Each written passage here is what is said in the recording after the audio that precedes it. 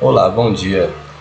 Eu, Tuan Lima, juntamente com meus colegas Arthur Santos, Cláudio Osório, Cleison Oliveira, Sérgio Santos e Wellington Fernandes, ficamos encarregados de falar sobre a controle de plantas daninhas na cultura da laranja, sobre o componente curricular de plantas espontâneas e a orientação do Dr. Manuel Xavier de Oliveira Júnior. Aqui está o nosso plano de apresentação, que são divididos em 4 tópicos, sendo ele a identificação da cultura principal, identificação das plantas daninhas, métodos de controle e, por fim, a recomendação dos métodos de controle. Então, falando um pouco sobre a importância econômica, podemos citar que o Brasil ele se configura como o segundo maior produtor mundial de citros, atingindo a produção de 19,6 milhões de toneladas na safra de 2019. Com isso, é o maior produtor global de laranjas, com produção de 262,97 milhões de caixas. Em 2020, mesmo essa crise, que foi a pandemia do Covid-19, houve um aumento de 17% do número de exportações de suco de laranja, em comparação da safra anterior. Porém, essa produtividade da cultura ela pode apresentar grandes variações pelas influências de fatores bióticos, como as plantas daninhas, que se destacam como um dos aspectos mais complexos para serem tratados. Fundo de Citros, ele afirma que a citricultura possui um papel fundamental na geração de empregos e renda no país, principalmente durante o período da colheita da laranja, que ele cria cerca de 200 mil empregos diretos ou indiretos em 350 municípios do Brasil.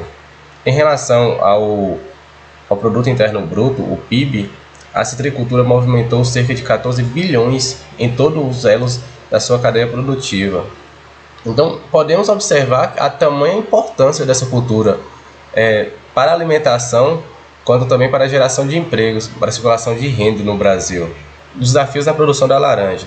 Entre os diversos fatores bióticos que podem limitar a produção agrícola mundial, as plantas daninhas são as que mais se destacam, porque quando uma ou mais espécies de vegetais se juntam em um mesmo local, em momento, elas promovem mais prejuízos do que benefícios nas atividades de interesse, que no caso são nossas culturas de citros. A competição com as plantas daninhas pode causar perda de até 40% da produção. Estudos recentes realizados por Martinelli e Azevedo demonstraram que esses valores podem alcançar de 52% a 88% da cultura. Então, podemos dizer que também em determinadas situações, essas plantas daninhas elas têm que ser totalmente eliminadas dessa produção.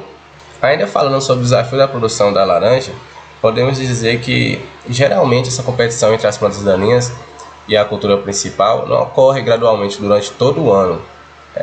Podemos dizer que em alguns períodos, porém ocorre quando a produção está em maior desempenho, e aí onde acaba destruindo boa parte da lavoura e atrapalhando o seu crescimento.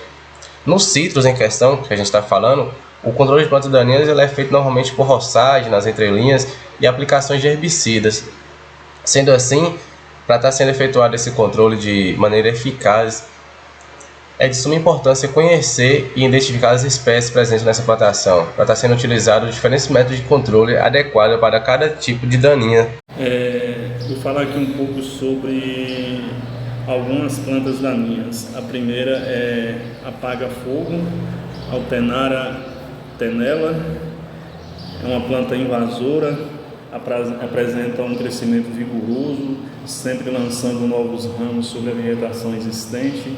Geralmente domina as áreas onde infestam ou causam sombreamento sobre as demais plantas.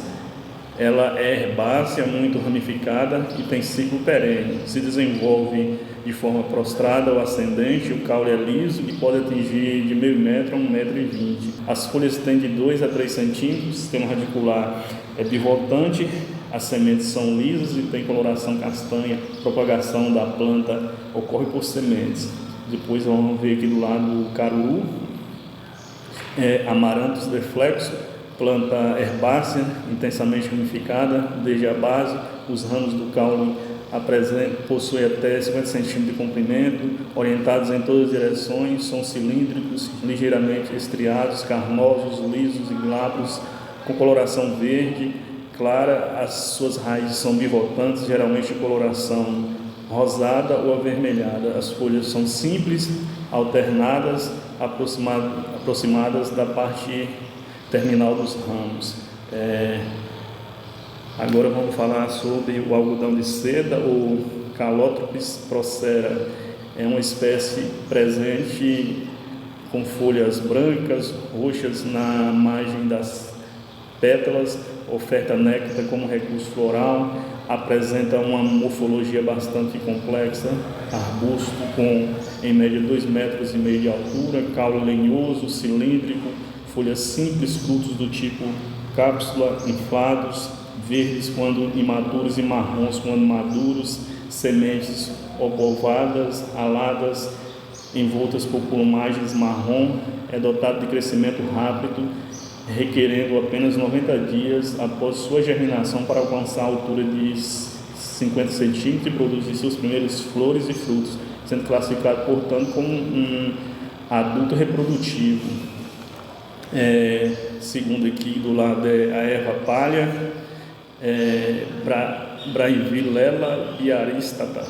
É uma planta subarbustiva com caule aéreo e ereto, de ciclo anual, pode atingir até 2 metros de altura e que se desenvolve em várias regiões do Brasil. Em lavouras de porte baixo, cresce acima da cultura, frequente em solos arenosos, ocorre exclusivamente durante o período quente e chuvoso.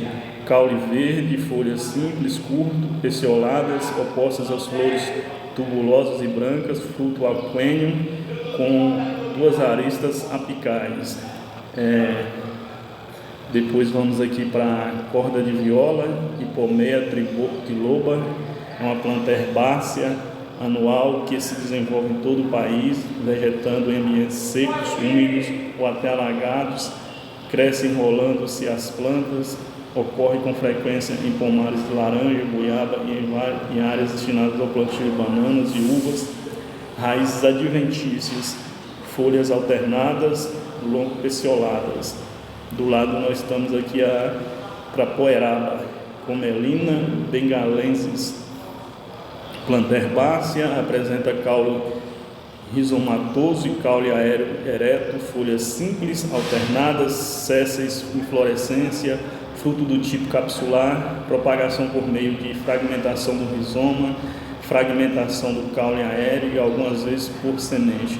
Com desenvolvimento por todo o país, instala-se com frequência em pomares de laranja, forma composta aleopáticos, hospedeira do cucumbem mosaic vírus, transmitido para outras culturas por meio dos afídeos e ainda do ácaros. Brevipalpus pompoenices, que transmite o vírus da leprose dos citros. Essa planta ela é mais prejudicial porque ela é hospedeira desses vírus e também, além disso, é aleopática. Um abraço a todos.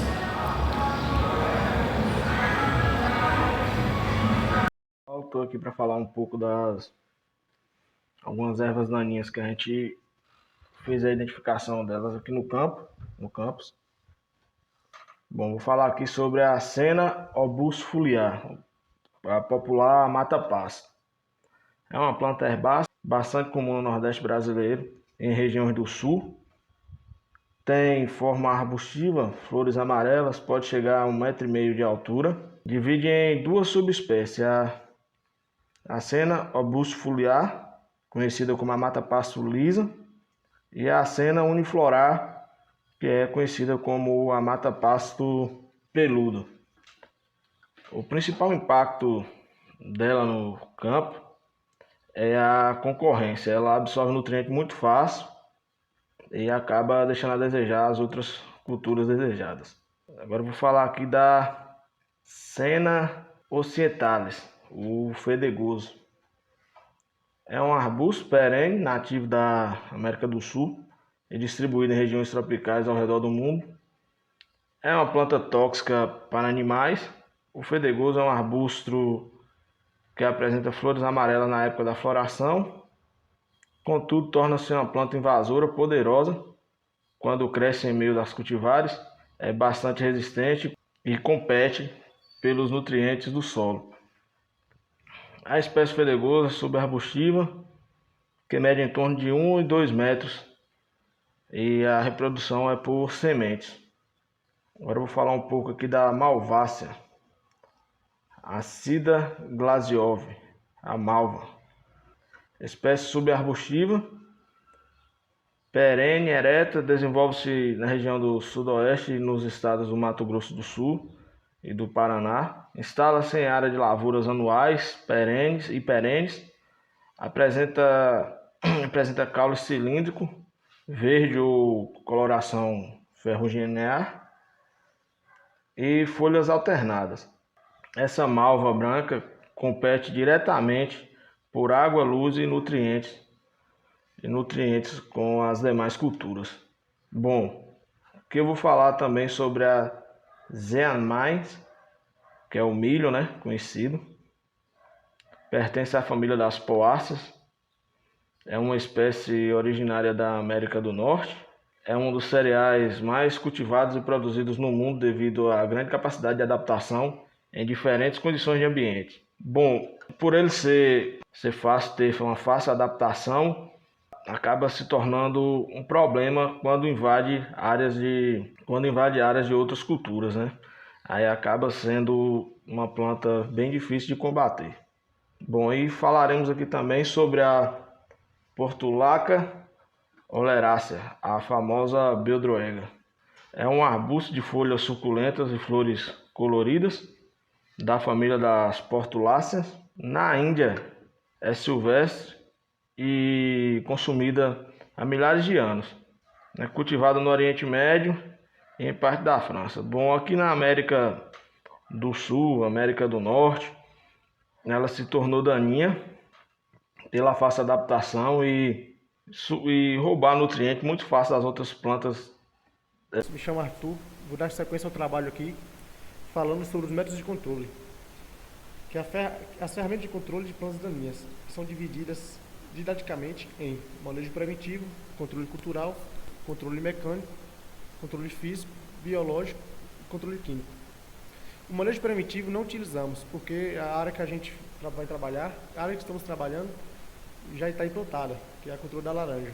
E controle biológico, não achamos nenhum artigo relacionado a isso, para essa cultura. Então vamos trabalhar com esses quatro, que é o controle cultural, o mecânico, o físico e o químico. Controle cultural. Cultivo de plantas de cobertura, podendo ser utilizadas gramíneas, que como na imagem aí foi utilizada a Braquiária rosiense. O mesmo leguminosos, que podem auxiliar no suporte e fertilização hidrogenária dos citros. Controle físico. A manutenção dos restos culturais sobre a superfície do solo pode servir como uma barreira física, impedindo a emergência de sementes de plantas daninhas que apresentam pequenas quantidades de reserva, a qual às vezes não é suficiente que a planta ultrapasse a cobertura morta em busca de luz. E a quantidade de luz, umidade do solo e tempo de permanência da cobertura são fatores que influenciam no sucesso dessa prática, desse controle físico. Então está aí mostrando uma imagem aí, o corte, né, de uma gramínea, de um capim, para fazer esse controle físico, para deixar como palhada. Controle mecânico. Os métodos de controle mecânico de plantas daninhas são basicamente a campina manual, a roçada e o cultivo mecanizado. Como na imagem está mostrando a figura A, que representa a roçadeira mecânica, fazendo esse trabalho de roçada, que é um tipo de controle mecânico utilizando tratores e implementos. A capina manual, que é o mais simples, que é utilizada muito pelos trabalhadores rurais e pequenos produtores. E a roçadeira, que é uma versão mais tecnológica da enxada.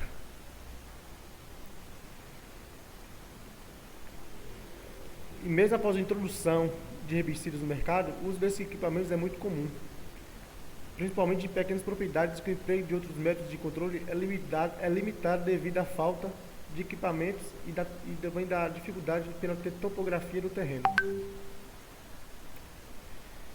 E controle químico. O controle químico de plantas daninhas é feito com o uso de defensivos, mais especificamente de herbicidas. E é de fundamental importância o conhecimento sobre a dinâmica dos herbicidas e seus diferentes mecanismos de ação na planta invasora. Então é preciso saber a dose correta do produto associada à tecnologia de aplicação, o momento correto de aplicação de acordo com o estágio de desenvolvimento da planta, da planta daninha e o número de aplicações. Muitas vezes é utilizado como tática uma única aplicação ou aplicação com várias sequências para o melhor controle. Aí está mostrando a imagem, duas imagens, uma que é o controle feito a partir de trator e seu implemento, uma bomba, né, que está jogando entre linhas ali de acho que é um cafezeiro, que é uma tecnologia mais avançada, por utilização desse implemento, e uma utilização mais simples, que é uma bomba postal, que a gente vê também muito em pequenas propriedades, que é feito manualmente pelo trabalhador ali. Olá a todos, me chamo Cleison Oliveira e a partir desse ponto vou tentar estabelecer alguns princípios referentes às recomendações dos métodos de controle das plantas daninhas. Logo, com todas as especificações referentes às plantas daninhas identificadas, assim como dos métodos de controle em que serão utilizados para a execução desse trabalho, iremos estabelecer um cronograma e caracterizar todas as diretrizes de aplicação e também de controle das plantas daninhas. Dessa forma, de forma supositória, fomos contratados para trabalhar no período de setembro até maio, período em que engloba o início das chuvas e, consequentemente, o surgimento de forma exponencial do quantitativo de plantas daninhas presentes naquela determinada área. Assim, no primeiro ato realizado por nós, vamos procurar promover o controle integrado de plantas daninhas, ou seja, nós vamos procurar traçar um plano no qual tem como principal objetivo promover o uso de herbicida, adjunto com o controle mecânico e também cultural, visando principalmente o controle de forma efetiva de todas as ervas daninhas presentes naquela determinada área. Partindo disso, foram separados 5 pontos, em que envolvem os principais métodos de aplicação prática e de controle das plantas daninhas. O primeiro ponto será justamente o emprego do controle cultural nas entrelinhas dos pomares, ou seja, será cultivado nas entrelinhas de plantios pomares a cobertura de braquiária ou de alguma espécie leguminosa, visto que a presença dessas espécies tem como característica diminuir a presença de plantas daninhas presentes em uma determinada área. O segundo ponto será justamente a promoção desses controles culturais adjuntos com o controle mecânico, ou seja, aqui nós vamos tentar estabelecer o controle integral de plantas daninhas, consociando 2 ou mais métodos de controle e, com isso, tentar promover em maior êxito o controle dessas plantas daninhas. O terceiro ponto envolve a efetuação das alçadas nas entrelinhas no período de abril a outubro, visto que este é um intervalo de tempo de menor intensidade das chuvas, e, com isso, terá um menor surgimento dessas plantas daninhas presentes nessa determinada área. Já o quarto ponto será a aplicação de herbicidas na projeção das copas das plantas e dos ciclos, só que será somente no período crítico de prevenção de interferência das plantas. Por fim, o quinto ponto será a realização de aplicações de herbicidas antes da produção de novas sementes de plantas daninhas.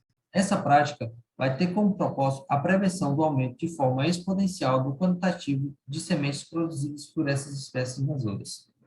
Portanto, transcrito todos esses 5 pontos de aplicação prática, agora nós vamos tentar estabelecer passo a passo da execução dessa atividade prática. De imediato, será indicado a promoção da aplicação do glifosato logo no início do mês de outubro a novembro, visto que foi promovida uma previsão em que especificava o surgimento dessas primeiras chuvas. A aplicação do glifosato tem como principal objetivo promover a dessecação de várias plantas daninhas. Contudo, dependendo do estágio de aplicação e de desenvolvimento dessas plantas, algumas dessas daninhas, tais como o caruru e o fedegoso, apresentam uma certa tolerância à molécula do glifosato. Logo, será aplicado junto ao glifosato a molécula de uron. As técnicas de aplicações será transcrito logo à frente. Após a aplicação dessas moléculas químicas, será plantado o capim braquiária, por volta do mês de outubro a novembro, visto que a presença dessas plantas tem como característica diminuir a presença de plantas daninhas presentes naquela determinada área. Após isso, será promovida o método de controle mecânico, lá por volta do mês de dezembro, em que terá como propósito eliminar todos os resquícios de plantas daninhas ainda existentes.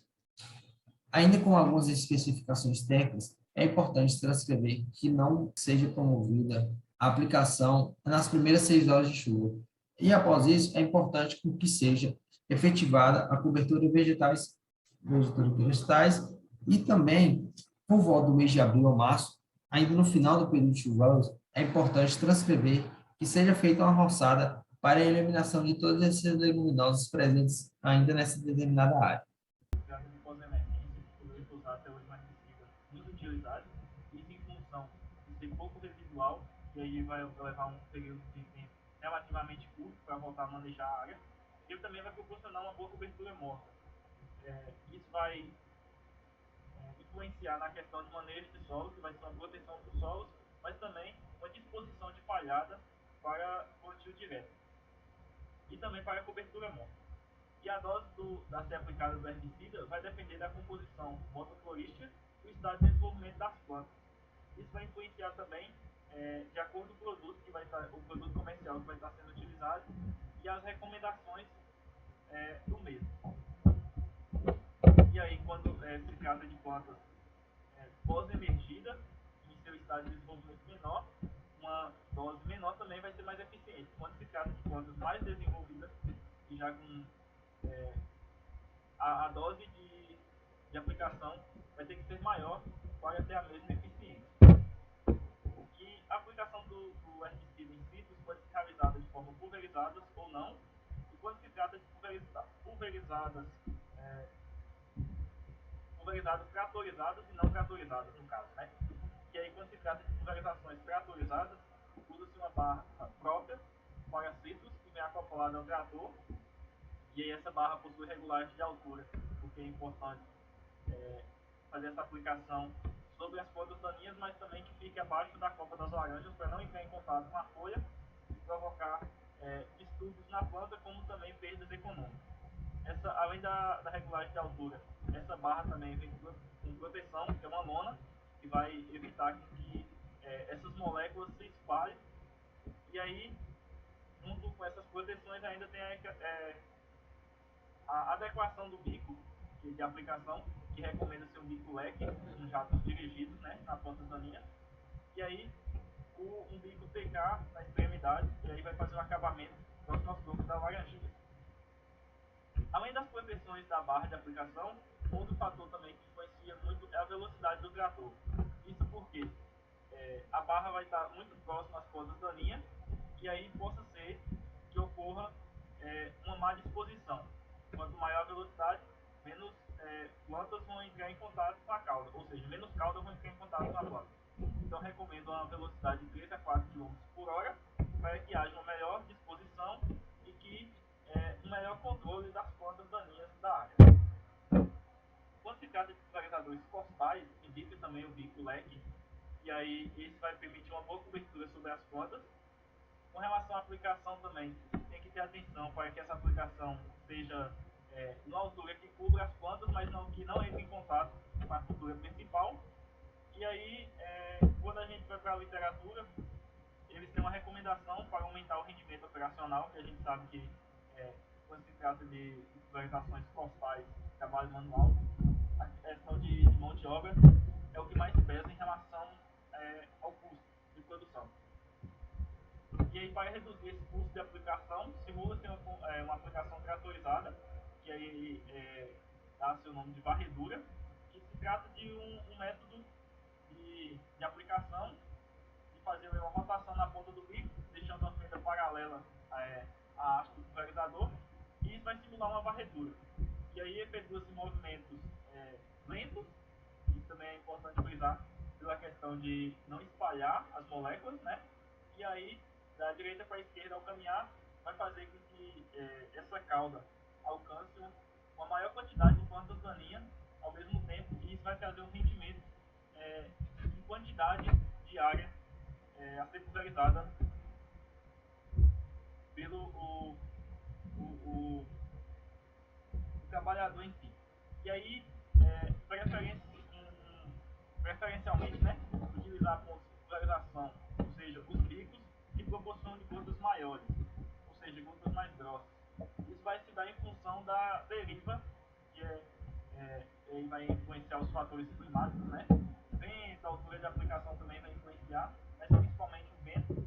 E aí, quando essas gotas são maiores, ou seja, mais grossas, consequentemente vai ser também mais pesado mais eficiente, ao mesmo tempo que vai ter uma mais segurança e não contaminação da sua cultura principal. Aqui são as referências que a gente usou e muito obrigado.